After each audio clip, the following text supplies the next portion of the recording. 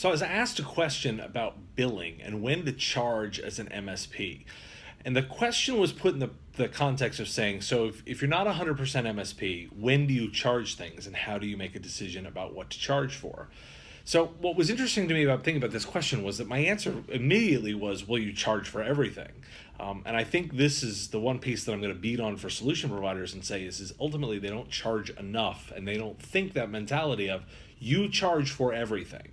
If you're going to charge for time, charge for all your time, charge for everything that it takes, because that's the service that they're paying for. If you're going to include things in a service, that's fine too, because you're getting paid for the effort.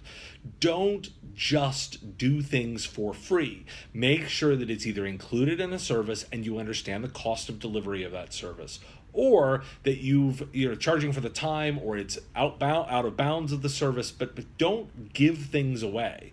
One of the areas that we all often talk about is the idea of, we'll give away assessments, we give away recommendations, we give away sales quotes. And I really rebel against that idea, because that's not the point of being paid for your intelligence. You want to deliver some kind of service and you want to be paid for your time. So if you're thinking about when do I charge, the answer should be all the time, for everything. You always charge. The question then becomes, what are you charging and how are you charging from? That, of course, is a whole other question. So I'd tackle that in another longer video cast here.